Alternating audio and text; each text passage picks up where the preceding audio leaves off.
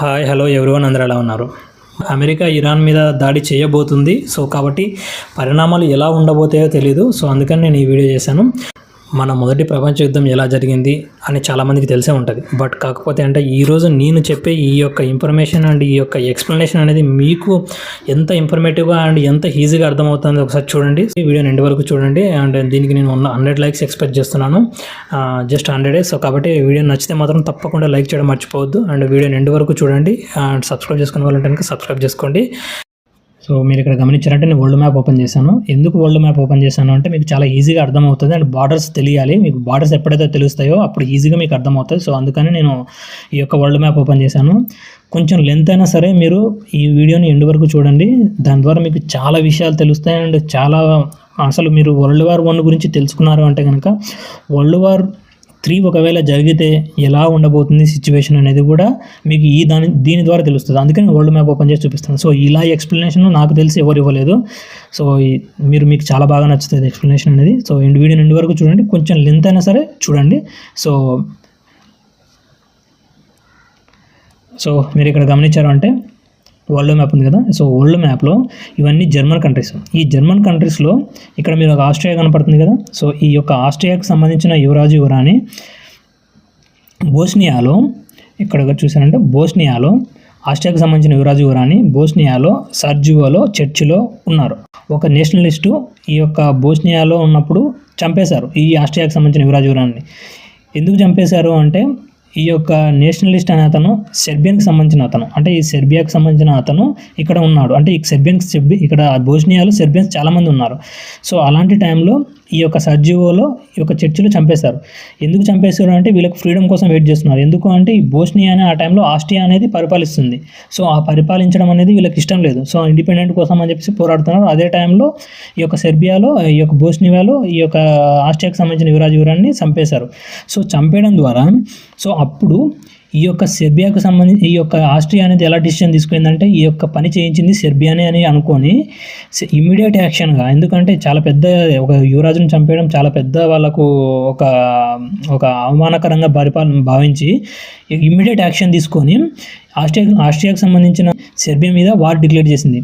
ఎప్పుడు వీళ్ళని చంపింది జూన్ 28, 1914లో. కానీ జూన్ 29 అంటే మరుసటి రోజే సెర్బియా మీద వార్ ప్రకటించేసింది. సో ఇలా వార్ ప్రకటించేసిన వెంటనే ఇమీడియట్గా సెర్బియాకు రష్యా, ఇదంతా మొత్తం టోటల్ రష్యా, ఇక్కడ నుంచి ఇదంతా రష్యానే. ఈ రష్యా అనేది సెర్బియాకు సపోర్ట్గా వచ్చింది. ఈ సెర్బియాకి సపోర్ట్గా వచ్చినప్పుడు అలాంటి టైంలో ఈ యొక్క జర్మనీ ఈ యొక్క ఆస్ట్రియాకు జర్మన్ సపోర్ట్ వచ్చింది.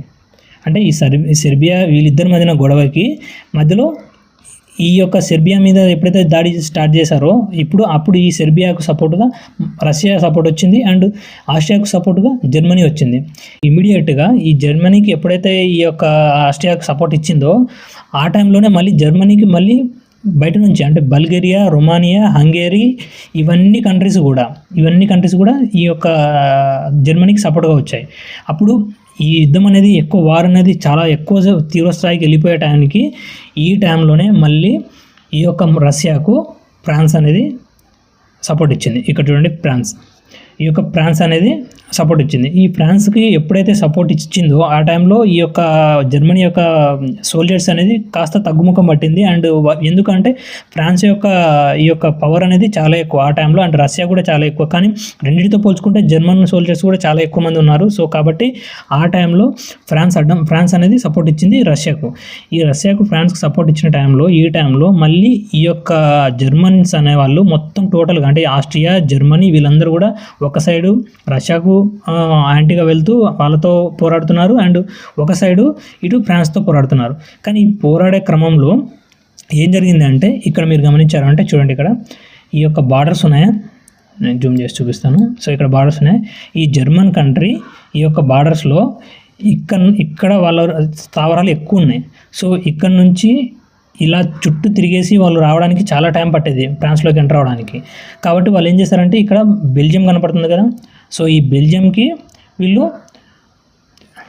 సో ఇక్కడ మీరు బెల్జియం కనపడుతుంది కదా, సో ఈ బెల్జియంని క్రాస్ చేసి ఈజీగా ఫ్రాన్స్లోకి ఎంటర్ అవ్వచ్చు అనే థాట్తో ఈ యొక్క బెల్జియం అనేది న్యూట్రల్ కంట్రీ, అంటే ఇది అసలు ఏ కంట్రీకి సపోర్ట్ ఇవ్వదు అండ్ ఏ కంట్రీకి అపోజ్గా ఉండదు, న్యూట్రల్ కంట్రీ. కానీ అయినప్పటికీ కూడా వదలలేదు. ఎందుకు? ఇక్కడ చూడండి, ఈ యొక్క జర్మనీ నుంచి ఫ్రాన్స్లోకి ఎంటర్ అవ్వాలన్న ఉద్దేశంతో జర్మన్స్ ఈ యొక్క బెల్జియం మీద కూడా యుద్ధం ప్రకటించేశారు. అప్పుడే 1914లోనే యుద్ధం ప్రకటించేశారు. అప్పుడు ఈ యొక్క జర్మన్స్ అందరూ కూడా బెల్జియంలో నుంచి ఫ్రాన్స్లోకి ఎంటర్ అవ్వడం స్టార్ట్ అయ్యారు. కానీ ఇక్కడ ఎప్పుడైతే బెల్జియం మీద అటాక్ అనేది జరిగిందో ఆ టైంలో ఇమ్మీడియట్గా దీనికి సంబంధించి ఇక్కడ గమనించండి, ఇక్కడ చూడండి, లండన్, ఈ యునైటెడ్ కింగ్డమ్, ఈ బ్రిటిష్ మొత్తం టోటల్ ఎంపైర్ కూడా ఎప్పుడైనా సరే బెల్జియంకి సపోర్ట్గా వచ్చింది. ఎందుకు సపోర్ట్గా వచ్చిందంటే వీళ్ళు 1856 ఈ టైంలోనే, ఆ టైంలోనే వీళ్ళకు ఈ యొక్క బెల్జియంకి సంబంధించి వీళ్ళు బ్రిటిషియన్స్ అంటే ఈ యొక్క లండన్ అనే ఈ యొక్క యూకే అనేది ఏ టైంలోనైనా సరే బెల్జియం మీద ఇన్ కేస్ ఎవరైనా యుద్ధం ప్రకటించితే మాత్రము కంపల్సరీగా మేము ప్రామిస్ చేస్తున్నాము, మేము సపోర్ట్గా ఉంటామని ఆ టైంలో వాళ్ళు సైన్ చేసుకున్నారు. ఏ టైంలో? అప్పట్లోనే వాళ్ళు 1850 ఆ టైంలోనే వాళ్ళు సైన్ చేసుకున్నారు. సో కాబట్టి ఎప్పుడైతే బెల్జియం మీద యుద్ధం ప్రకటించేశారో ఆ టైంలో ఇమ్మీడియట్గా ఈ యొక్క యూకే అనేది జర్మనీకి యాంటీగా బెల్జియంకి సపోర్ట్గా యుద్ధంలోకి మళ్ళీ వార్ ప్రకటించేసింది. సో ఈ వార్ అనేది ఇలా టోటల్గా అన్ని support countries and major countries అన్నీ కూడా, అంటే ఇవన్నీ కూడా మొత్తం టోటల్గా మీరు ఇక్కడ గమనించారంటే జర్మనీ, ఆస్ట్రియా, ఈ సెర్బియా, బల్గేరియా, రొమానియా, ఈ కంట్రీస్ అన్నిటి కూడా, హంగేరీతో సహా ఇవన్నీ కూడా అప్పుడు సెంట్రల్ పవర్గా ఉండేటివి. అండ్ ఈ రష్యా, ఫ్రాన్స్ అండ్ యూకే ఇవన్నీ కూడా అలయన్స్ పవర్గా ఉండేటివి. అంటే వీళ్ళ యొక్క మిత్ర రాజ్యాలని, ఇవన్నీ కేంద్ర రాజ్యాలని ఇలా డివైడ్గా ఉండేటివి. సో ఆ టైంలో ఈ యొక్క వార్ టైంలో బెల్జియంకి సపోర్ట్గా లండన్ వచ్చింది, అండ్ జర్మనీకి సపోర్ట్, ఆస్ట్రియాకి సపోర్ట్గా జర్మనీ వచ్చింది, అండ్ జర్మనీకి సపోర్ట్గా మళ్ళీ ఈ యొక్క బల్గేరియా, రొమానియా వచ్చింది. అండ్ ఈ కంట్రీస్ మీద ఎప్పుడైతే యుద్ధం అనేది స్టార్ట్ అవుతూ వస్తుంది, అంటే దీనికి సంబంధించి ఆస్ట్రియా మీద, సెర్బియా మీద స్టార్ట్ అయిందో ఆ టైంలో మళ్ళీ ఫ్రాన్స్ అనే సపోర్ట్ వచ్చింది, ఫ్రాన్స్కి సపోర్ట్గా రష్యా సపోర్ట్ వచ్చింది, అండ్ రష్యాకు సపోర్ట్గా ఫ్రాన్స్ వచ్చింది. సో ఇలా ఒక్కదానికి ఒకటి సపోర్ట్ వచ్చి ఈ యొక్క యుద్ధం అనేది చిన్నగా స్టార్ట్ అయిన వార్ అనేది చాలా పెద్దగా అవుతూ, అండ్ సో ఇక్కడ యుద్ధాలు అనేవి స్టార్ట్ అయ్యాయి అండ్ పీక్ స్టేజ్లోకి వెళ్ళిపోతూ వస్తున్నాయి. ఈ తరుణంలోనే జర్మనీ ఇవన్నీ కూడా ముఖ్యంగా చాలా వరకు సోల్జర్స్ని కోల్పోతూ వస్తుంది. కానీ ఇదే టైంలో జర్మనీకి ఆపోజిట్గా అమెరికా ఎంటర్ అయింది 1917లో. అసలు ఎందుకు ఎంటర్ అయింది? ఎందుకంటే ఇవన్నీ వీటికి మిత్ర రాజ్యాలకు అండ్ కేంద్ర రాజ్యాలకు అసలు సంబంధం లేదు అమెరికా అనేది. కానీ ఎందుకు ఎంటర్ అయింది అంటే చూడండి, ఇక్కడ ఈ యూకే ఉందా, యునైటెడ్ కింగ్డమ్, ఈ యొక్క జర్మనీ అనేది ఏం చేసిందంటే ఎప్పుడైతే ఫ్రాన్స్కు బెల్జియంకి సపోర్ట్గా యూకే వచ్చింది కదా, ఆ టైంలో 1915లో జర్మనీ ఈ యూకేకి సంబంధించిన షిప్స్ని అండ్ సబ్మెరైన్స్ని కూల్చేయడం జరుగుతూ వస్తుంది. అంటే 1915లో అలాగే ఒకరోజు ఒక షిప్ని పేల్చేయడం ద్వారా దాంట్లో దాదాపు 1160 మంది సివిలియన్స్ చనిపోవడం జరిగింది. అందులో అమెరికన్స్ కూడా ఉన్నారు. సో అమెరికన్స్ ఉన్నారని గమనించిన ఈ యొక్క అమెరికా కంట్రీ ఎప్పుడైతే చూడండి, ఇక్కడ ఇదంతా కూడా అమెరికా, సో ఇదంతా యునైటెడ్ స్టేట్స్. ఇక్కడ ఈ యొక్క జర్మనీకి సంబంధించిన ఈ యొక్క ఇష్యూలో యూకేకి సంబంధించిన షిప్స్ని పేల్చేయడం జరిగింది. సో ఆ టైంలో ఈ యొక్క అమెరికా అనేది ఒక డిసిషన్కి వచ్చింది. ఏం చేసిందంటే జర్మనీకి ఒక మాట చెప్పింది, మీరు ఎలాంటి సిచ్యువేషన్స్లో అయినా సరే యూకేకి సంబంధించిన షిప్స్ని కానీ, సబ్మెరైన్స్ కానీ, లేదంటే పోర్ట్స్ కానీ ఎలాంటి టచ్ చేయకూడదని చెప్పింది. ఆ టైంలో జర్మనీ కూడా మాట ఇచ్చింది అండ్ సైన్ కూడా చేసింది. ఏమని? మేము యూకేకి సంబంధించి ఎలాంటి షిప్స్ కానీ అలాంటివి కూడా మేము పేల్చామని చెప్పి సైన్ చేసి మాట్లాడింది. కానీ మళ్ళీ ఏం చేసింది జర్మనీ 1917లో ఆ టైంలో మళ్ళీ షిప్స్ని పేల్చేయడం జరిగింది, స్టార్ట్ చేసింది. ఆ టైంలో అమెరికన్స్, సివిలియన్స్, అమెరికాకి సంబంధించిన ప్రజలు చాలామంది చనిపోవడం జరిగింది. ఇది తట్టుకొని సో ఈ యొక్క షిప్స్ని పేల్చడం అమెరికా అస్సలు తట్టుకోలేకపోయింది అండ్ సివిలియన్స్ చనిపోవడం అసలు భరించలేకపోయింది. అమెరికా ఇమ్మీడియట్గా అంటే దాదాపు 1917 ఈ టైంలో ఈ యొక్క జర్మనీ మీద వార్ అనేది అఫీషియల్గా డిక్లేర్ చేసింది. ఎప్పుడైతే అఫీషియల్గా వార్ అనేది డిక్లేర్ చేసిందో ఆ టైంలో జర్మన్స్ ఆల్రెడీ సోల్జర్స్ అనేది చాలామంది చనిపోతూ వస్తున్న ఈ తరుణంలో అమెరికన్స్ ఎప్పుడైతే ఎంటర్ అయ్యా తెలుసుగా మీకు, ఆల్రెడీ అమెరికన్ సోల్జర్స్ అనేది వాళ్ళు చాలా ఎక్కువ మంది ఉన్నారు అండ్ చాలా నావీ ఫోర్స్ కానీ, ఎయిర్ ఫోర్స్ కానీ వాళ్ళ యొక్క పవర్ అనేది చాలా ఎక్కువ ఉండేది ఆ టైంలో కూడా. సో ఎప్పుడైతే వాళ్ళు ఎంటర్ అయ్యారో యుద్ధంలోకి జర్మనీకి సంబంధించిన సోల్జర్స్ పూర్తిగా తగ్గిపోతూ వస్తున్నారు. ఒక సైడ్ నుంచి ఫ్రాన్స్, ఒక సైడ్ నుంచి ఈ యొక్క రష్యా, మళ్ళీ తర్వాత ఈ యొక్క సెర్బియా, ఇక్కడ ఇక్కడ సెర్బియా. సో ఇవన్నీ కూడా 3 కంట్రీస్ ఇటుపక్క నుంచి మళ్ళీ ఇటు సైడ్ నుంచి మరి యూకే, ఇవన్నీ కూడా 4 కంట్రీస్ నుంచి కూడా వీళ్ళకి మొత్తం టోటల్గా ఇలా పూర్తిగా సరౌండ్ చేసేసారు ఈ యొక్క జర్మనీని. చుట్టుముట్టేసేసరికి ఈ యొక్క మిగిలిన German soldiers and Austrian soldiers అందరూ కూడా లొంగిపోవడం జరిగింది. అండ్ జర్మనీ కూడా లొంగిపోవాల్సి వచ్చింది. 1918 నవంబరు 11వ తేదీ 11 గంటలకు. సో ఈ యొక్క డేట్ అనేది ఈ యొక్క ఫ్రాన్స్లో వాళ్ళు చాలా గుర్తుపెట్టుకుంటారు. ఎందుకంటే ఈ యొక్క జర్మనీ అనేది ఫ్రాన్స్కి అండ్ రష్యాకి వీళ్ళందరికీ కూడా లొంగిపోవడం జరిగింది. ఈ డేట్ వచ్చేసి 1918 11వ నెల 11వ తేదీ 11 గంటలకు. సో అప్పుడు ఈ యొక్క యుద్ధాన్ని పూర్తిగా స్టాప్ చేసేసారు. అండ్ ఎవరు ఫైటింగ్ని మొత్తం కూడా అప్పుడు ఈ యొక్క ఫైటింగ్ని స్టాప్ చేసేసారు పూర్తిగా. అండ్ ఎవరు కూడా ఫైట్ చేయలేదు. అఫీషియల్గా 1919లో ఈ యొక్క సైన్ అనేది జరిగింది అండ్ అఫీషియల్గా. సో కాబట్టి అప్పుడు మొత్తం టోటల్గా యుద్ధాన్ని అనేది విరమించుకొని అండ్ జర్మనీ అనేది లొంగిపోవాల్సి వచ్చింది. సో ఇక్కడ జర్మనీ లొంగిపోవాల్సి వచ్చింది. కానీ అప్పుడు ఎప్పుడైతే ఈ మొత్తం యుద్ధం ముగిసిందో అప్పుడు మళ్ళీ ఒక సైనికుడు పుట్టుకొచ్చాడండి.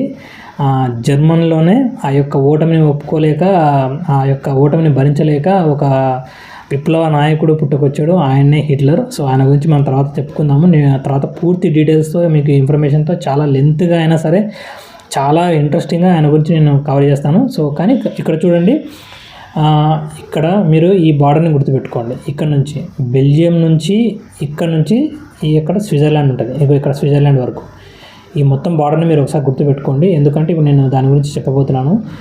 ఎందుకంటే ఈ యొక్క మొత్తం టోటల్ బార్డర్స్లో ఈ యొక్క జర్మన్స్ అన్న వాళ్ళు ఈ ఫ్రాన్స్లోకి ఎంటర్ అవ్వకుండా అండ్ ఈ యొక్క బెల్జియం దారిలో అండ్ ఈ యొక్క మొత్తం టోటల్ ఇక్కడ నుంచి ఇక్కడ వరకు దాదాపు 750 కిలోమీటర్ల వరకు కూడా ఈ యొక్క ట్రెంచెస్ అనేవి నిర్మించారు. సో దాని గురించి మనం ఇప్పుడు మాట్లాడుకుందాము. ఎక్స్ప్లెనేషన్ అని చూశారు కదా. సో కాబట్టి దీన్ని బట్టి ఏమర్థమైందంటే పెద్ద యుద్ధాలు జరగడానికి చిన్న కారణాలే స్టార్ట్ అవుతాయి, చిన్న కారణాలతోనే పెద్దగా జరుగుతాయి. అండ్ ఎందుకంటే ఇప్పుడున్న టెక్నాలజీ, ఇప్పుడున్న ఈ యొక్క డ్రోన్స్ టెక్నాలజీ కానీ, ఏఏ టెక్నాలజీ కానీ, లేకపోతే ఈ యొక్క బాంబర్స్ కానీ, ఇవన్నీ కూడా చాలా టెక్నాలజీ డెవలప్మెంట్ ఉంది. సో కాబట్టి ఇలా ఒక కంట్రీకి సపోర్ట్ ఇస్తూ ఎలాంటి సిచ్యువేషన్స్కి దారితీస్తుందో గమనించవచ్చు. సో ఇక్కడ ట్రెంచెస్ గురించి మాట్లాడుకుందాం. ఎందుకంటే ఈ ట్రెంచెస్ అనేవి చాలా ఈ యొక్క సోల్జర్స్ మీద చాలా ఇంపాక్ట్ చూపించాయి. అండ్ చాలామంది అనారోగ్యాలకు గురి అవ్వడానికి, లేకపోతే కనుక వాళ్ళ యొక్క మెంటలీ ఫిజికలీ చాలా ఇబ్బంది పడడానికి కారణాల్లో ఇదొక ట్రెంచెస్ అనేది ఉన్నాయి. సో దాని గురించి మీకు ఒకసారి జస్ట్ బ్రీఫ్గా చెప్పేస్తాను, మీకు అర్థమైపోద్ది. ఏంటంటే ట్రెంచెస్ అనేది ఈ యొక్క జర్మన్స్ అనేవాళ్ళు ఫ్రాన్స్లోకి రాకుండా ఉండడం కోసం అని చెప్పేసి మీకు చూపించాను కదా మ్యాప్లో. అలా టోటల్గా అంటే సముద్రం ఆ ఒడ్డు దగ్గర నుంచి కూడా అంటే బెల్జియం రూట్స్ను కవర్ చేస్తూ మొత్తం టోటల్గా స్విట్జర్లాండ్ వరకు కూడా మొత్తం ట్రెంచెస్ని నిర్మించుకుంటూ వచ్చారు. అంటే మరి మీరు హాలీవుడ్ మూవీస్లో చూసే ఉంటారు. హాలీవుడ్ మూవీస్లో మీరు ట్రెంచెస్లో అంటే గొత్తులో నుంచి బాంబులు పేలుస్తూ ఉంటారు కదా. సో ఆ ట్రెంచెస్ అనేది నిర్మించుకుంటూ వచ్చారు. ఎలా అంటే ఎన్ని కిలోమీటర్స్ అంటే దాదాపు 750 కిలోమీటర్లు అండి.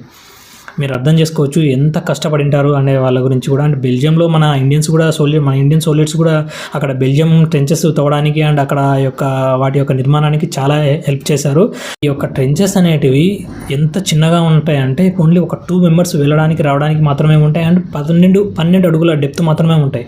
ఈ ట్రెంచెస్లో వాళ్ళు ఎందుకు ఈ ట్రెంచెస్ నిర్మించుకున్నారు అంటే అక్కడ నో మ్యాన్ ఫీల్డ్ అనే ఒక నినాదం అక్కడ నడిచింది. ఎందుకు అంటే ఈ యొక్క జర్మన్స్ అనేవాళ్ళు కనపడితే ఎక్కడ కూడా మొత్తం కూడా బాంబులు వేసుకుంటూ అండ్ ఈ యొక్క కాల్చుకుంటూ వచ్చేసేవాళ్ళు. సో కాబట్టి ఇక్కడ ఈ ట్రెంచెస్లో ఉన్న వాళ్ళు కొంచెం సేఫ్ అవ్వడానికి చాలా వరకు ఛాన్సెస్ ఉందని చెప్పేసి ఒక జిగ్జాగ్ రూట్లో అంటే స్ట్రైట్గా కాకుండా జిగ్జాగ్ రూట్లో ఈ యొక్క ట్రెంచెస్ అనేది నిర్మించుకుంటూ వచ్చారు. ఇక ట్రెంచెస్ వల్ల చాలా వరకు ఈ యొక్క ఇంపాక్ట్ అనేది తగ్గుతూ వచ్చేది. సో కాబట్టి ట్రెంచెస్ అనేది నిర్మాణం అనేది చాలా ఫాస్ట్గా, వేగవంతంగా అండ్ జిగ్జాగ్గా చేసుకుంటూ వెళ్ళిపోయేవారు. ఫ్రాన్స్ వాళ్ళు ఈ యొక్క సోల్జర్స్ నిర్మాణం ఎలా చేసుకున్నారంటే జర్మన్స్ వాళ్ళు అంత ఈజీగా లోపలికి రాకూడదు అనే విధంగా 3 స్టేజెస్లో ట్రెంచెస్ అనేది నిర్మించుకున్నారు. ఎలా అంటే కనుక ఫ్రంట్ లైన్ ట్రెంచ్ ఒకటి, తర్వాత సపోర్ట్ లైన్ ట్రెంచ్ ఒకటి, దాని తర్వాత మళ్ళీ రిజర్వ్డ్ ట్రెంచ్ అన్నది ఒకటి. అంటే 100 మీటర్లకు ఒక ట్రెంచ్, 150 మీటర్స్కి అంటే దాదాపు ఒక 150 నుంచి 200 మీటర్లకు ఒక ట్రెంచ్, దాని తర్వాత మళ్ళీ 300 మీటర్లకు ఒక ట్రెంచ్, ఇలా డివైడ్ చేసుకుంటూ ఈ ట్రెంచెస్ అనేది నిర్మించుకున్నారు. దీని ద్వారా ఏంటంటే ఒకవేళ వాళ్ళు జర్మన్ సోల్జర్స్ అనే వాళ్ళు ఒకవేళ ఫస్ట్ ట్రెంచ్లోకి ఇంపాక్ట్ అనేది చూపించి ఒకవేళ వచ్చినా సరే సెకండ్ ట్రెంచ్లు అనే వాళ్ళు సపోర్ట్ చేస్తూ ఉంటారు. అంటే దాని తర్వాత మళ్ళీ థర్డ్ ట్రెంచ్ అనేది ఉంటుంది. ఈ యొక్క సపోర్ట్ అనేది స్ట్రెంత్ అనేది చాలా ఎక్కువగా ఉండేది. సో కాబట్టి ఈ యొక్క ఫ్రాన్స్లో యొక్క సోల్జర్స్ అనేవాళ్ళు చాలామంది తక్కువ చనిపోవడానికి కారణం కూడా ఈ యొక్క ట్రెంచెస్ నిర్మాణమే. అండ్ వాళ్ళు కష్టపడిన కష్టానికి చాలా ఫలితం అనేది తర్వాత చాలా తర్వాతనే సో వాళ్ళు కష్టపడిన కష్టానికి తర్వాత ఫలితం అనేది అందింది. అండ్ వాళ్ళు కష్టం అనేది అంత ఈజీగా పడలేదండి. ఎందుకంటే వాళ్ళు ఆ యొక్క ట్రెంచెస్ నిర్మించిన విధానంలో వాళ్ళు రోజుల తరబడి, గంటల తరబడి, రోజుల తరబడి, వారాలు, నెలల తరబడి ఆ ట్రెంచెస్లో ఉండాల్సి వచ్చేది. ఎందుకంటే చలి లేదు, వాన లేదు, ఎండ లేదు, అలానే కంటిన్యూగా వర్షం పడినప్పుడు ఆ యొక్క ట్రెంచెస్లో మోకాళ్ళ లోతు నుంచి దాదాపు నడుముల లోతు వరకు, అంటే ఇంత లోతు వరకు కూడా వాళ్ళకు వాటర్ వచ్చే ఉండేదాన్ని. కానీ అలానే వాళ్ళు అలా ఉండాల్సి వచ్చేది. ఎందుకంటే నో మ్యాన్ ఫీల్డ్, అక్కడ ఎక్కడ కూడా బయటికి మనుషులు కనిపించకూడదు. సోల్జర్స్ అన్న వాళ్ళు కంటిన్యూస్గా అందులోనే ఉండాలి. సో దాని ద్వారా ఎక్కడ చూసినా మనిషి కుప్పలుగా శవాలు, ఎక్కడ చూసినా ఎలుకలు వాటిని తినడము, తర్వాత ఈ యొక్క పక్షులు వాటిని తినడము, తర్వాత ఆ యొక్క స్మెల్, తర్వాత ఇలానే వాళ్ళ యొక్క ఎంత దారుణమైన లైఫ్ను వాళ్ళు ఆ యొక్క ట్రెంచ్లో గడిపారు అంటే కనుక ఆ హిస్టరీలో ఎప్పటికీ కూడా అంత దారుణమైన ఆ యొక్క లైఫ్ని ఎవరు కూడా గడిపించరు అన్న విధంగా వాళ్ళు గడిపారంట. అండ్ అక్కడ ఉండే ఆ యొక్క కంటిన్యూస్గా అక్కడ వాటర్లో ఉండడం వల్ల ఒక టోటల్గా ఈ కాళ్ళ దగ్గర మొత్తం టోటల్గా చెడిపోవడము, కాళ్ళు పూర్తిగా పనికి రాకుండా పోవడం, ఇలాంటివి కూడా జరిగేవి. అండ్ వాళ్ళ యొక్క ఫుడ్ యొక్క విషయానికి వస్తే చాలా దయనీయంగా ఉండేది. ఓన్లీ బ్రెడ్ మాత్రమే తినేవారు. అండ్ కొన్ని రోజుల తరబడి ఫుడ్ని తినకుండా ఓన్లీ బ్రెడ్ మీదనే ఆధారపడి కూడా బతికిన రోజులు చాలా ఉన్నాయంట. అండ్ వాటర్ సప్లై అంటే అసలు వాటర్ గురించి అసలు ఆలోచన అనేది లేదంట. ఎందుకంటే ఓన్లీ ఒక మురికి వాటర్ తాగుతూ అలానే జీవనం అనేది సాగిస్తూ రోజులు, వారాల తరబడి ఉండేవాళ్ళు ఆ ట్రెంచెస్లోనే. అండ్ వాళ్ళు అలా రోజులు అలా తరబడి అలా ట్రెంచెస్లో ఉండడం వల్ల మెంటల్గా చాలా డిస్టర్బ్ అయిపోయి పిచ్చి పట్టేసేదంట కూడా. అంటే పిచ్చి పట్టేసి వాళ్ళు తిరిగే వాళ్ళంట కూడా. అంత దారుణమైన సిచ్యువేషన్ వాళ్ళు అనుభవించారు అక్కడ ఆ ట్రెంచెస్లో. అన్ని కంట్రీస్లో సోల్జర్స్ అందరూ కలుపుకొని దాదాపు 90 లక్షల నుంచి దాదాపు 1,20,00,000 మంది వరకు సోల్జర్స్ అందరూ చనిపోయారు. అండ్ ఇందులో సివిలియన్స్ అంటే అమాయక ప్రజలు దాదాపు 80 లక్షల నుంచి దాదాపు 1,30,00,000 వరకు కూడా చనిపోయి ఉండొచ్చని అంచనా. ఎందుకంటే అప్పట్లో అప్రాక్సిమేట్గా ఈ యొక్క అంచనాలు ఉన్నాయి. ఎందుకంటే కరెక్ట్గా ఈ యొక్క లెక్కలాంటివి తెలిసేది కాదు. సో కాబట్టి అప్రాక్సిమేట్గా ఇన్ని లక్షల మంది చనిపోయి ఉండొచ్చని అంచనా వేశారు. అండ్ టోటల్గా సోల్జర్స్ అండ్ సివిలియన్స్ కలిపి దాదాపు అప్రాక్సిమేట్లుగా సో టోటల్గా అండ్ మిలిటరీ సో ఇక్కడ మిలిటరీ పర్సన్స్ అండ్ సివిలియన్స్ అందరూ కలిపి అప్రాక్సిమేట్లీ దాదాపు 2,20,00,000 మంది చనిపోయి ఉండొచ్చని అంచనా వేశారు. సో ఈ మొత్తం వారిని 1918 11వ నెల 11వ తేదీ 11 గంటలకు స్టాప్ చేశారు. అండ్ ఈ యొక్క ఫైటింగ్ని పూర్తిగా ఆపేశారు. ఒక వార్ని మొత్తాన్ని అఫీషియల్గా జూన్ 28, 1919లో అఫీషియల్గా దీన్ని ట్రీటీ ఆఫ్ వర్సైలీ అనే ఒక విధానం ద్వారా మొత్తం పూర్తిగా ఈ వార్ని ఎండ్ చేసేశారు. అండ్ ఈ యొక్క వార్ అనేది పూర్తిగా ఆ టైంలో ఎండ్ అయిపోయింది 1919. వీడియో నచ్చింటే మాత్రం లైక్ చేయడం మాత్రం మర్చిపోకండి. అండ్ సబ్స్క్రైబ్ చేసుకునే వాళ్ళంటే సబ్స్క్రైబ్ చేసుకోండి. సో జై హింద్.